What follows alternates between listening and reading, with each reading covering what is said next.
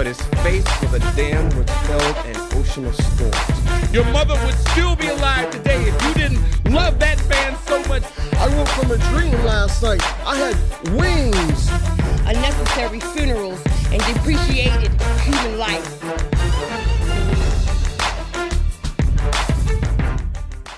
Austin, Texas.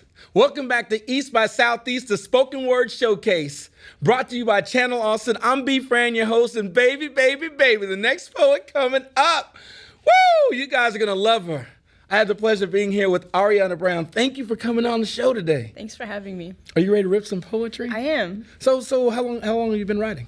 I've been writing for as long as I can remember, but I went to my first poetry slam about a year and a half ago and just fell in love with it. I tell you what, I was probably at one of your first poetry slams, and I fell in love with you the first time I heard you. I mean, you have this strength about you, and I was going to tell you that you're such a leader, and you have such a spirit. I mean, you're a lion on the mic, and people are going to feel that. But I know something about Ariana that you guys don't know. She has a gift. She has a special little talent. And I'm hoping that she'll share it with us besides just her poetry. Can you give me just a little bit of that pop lock stuff that you do? Just a little. Okay. That's what I'm talking about, baby. That's embarrassing. No. Austin, Texas. I want you guys to open up your hearts, your minds, your souls, and your ears and give it up. Give it up one more again for the incredible and talented Ariana Brown. If there is still hope in this home, strength in this bankruptcy, and faith in this direction, it will not have been in vain.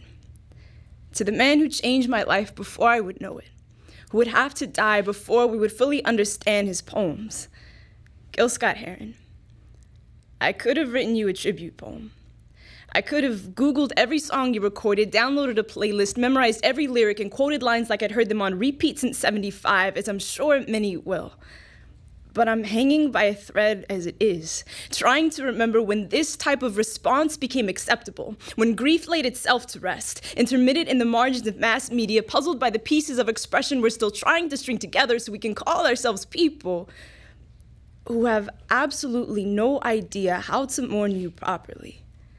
Now, I won't pretend that I grew up listening to your work or that I know your discography backwards and forwards, because I don't, but I was 17 when I heard the revolution will not be televised for the first time, and it didn't affect me any differently than it did most. And no poem could accurately articulate the necessity and the gravity you so generously gave us, though they will try to iconize our idols' eyes, but they didn't know you, they weren't listening. They talk about you as a thing of the past and broadcast that faster to the masses than the assassin's actions were reflected in Malcolm's glasses. And when the ashes are inspected and the dust clears, those left standing will remember what you came here for, what we came here for.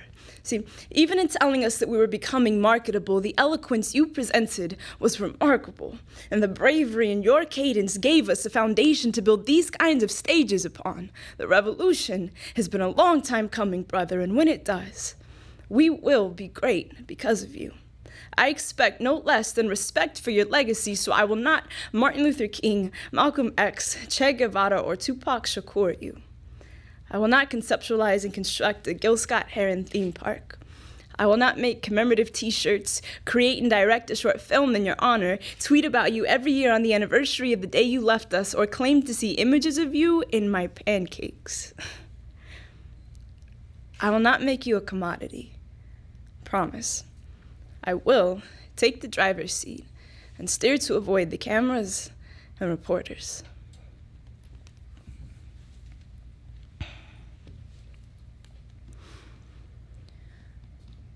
The sky was purple today, like a parfait of grape jelly, violets, and music. But you missed it. You see, you were too messed up to see outside of yourself, but I saw enough of the world for both of us, and I could open up a notebook to show you that Earth isn't who you think she is.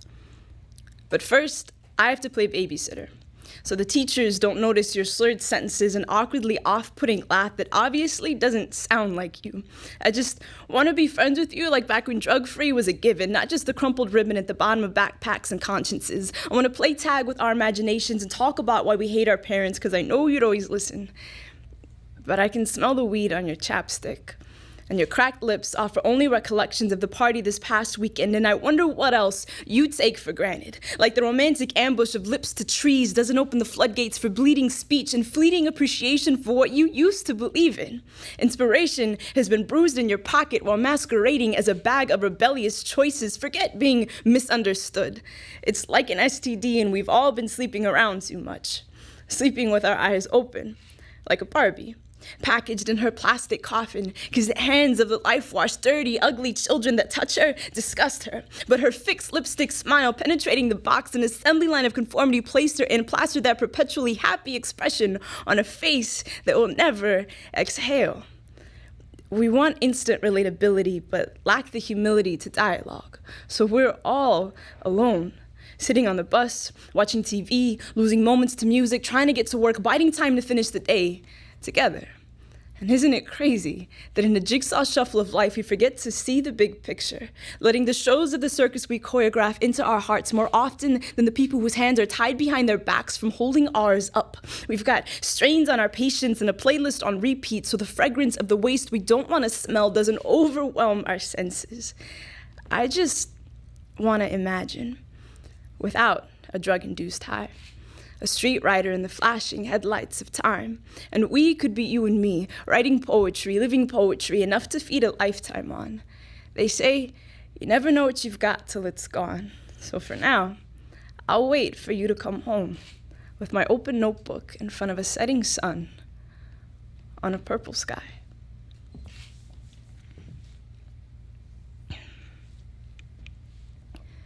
Pressed between pages of unwritten narratives, we're dried flowers, gasping for a sip of acceptance at a water fountain that 50 years ago would have denied us the right to drink, denied us the right to be. I have been thirsty and lost on streets called hallways and dreams called some days, avoiding the scorching sun's rays, praying for a storm, waiting for a rainbow to ride up out of here.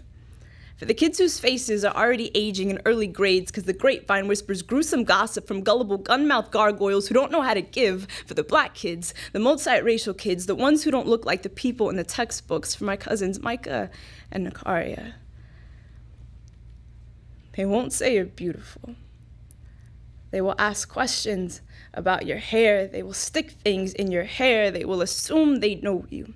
Expect to be unfamiliar with invisibility. Don't answer to the N-word willingly. A black president will not guarantee your emotional safety, so wear a seatbelt at all times. They will expect you to crash, cave, fold, fall, escape, shut your eyes in books and run away from the very thing that will save you. Sing your growing pains, you paint-strewn mosaic, however long it takes you. Let the grito in your lungs meet the funk in your blood, meet the panther on your tongue, meet la raza in your love. You are a cross-cultural sampling that even hip-hop doesn't know how to address yet. But keep believing. Like blossom is the only B word you'll ever be called. Dig, unearth your roots, find your footing with the gods or the spirits or poetry, wherever you can be yourself, because you will be overwhelmed with the magnitude of the madness they won't teach you in school. But don't let their wordplay skip the mixtape out of you. Scratch, shuffle your way back to knowledge, and therein your story will be. Let your warrior instincts dictate your flow, and go, read, discover, learn all you can digest, lest you forget where you come from. Don't forget where you come from or what you are made of. Contrary to popular belief, darkness is nothing to be afraid of. Love, even when they don't understand you. They won't always understand you, but if true beauty is beyond description, you are beyond translation, so don't blame them for not knowing how to speak to you.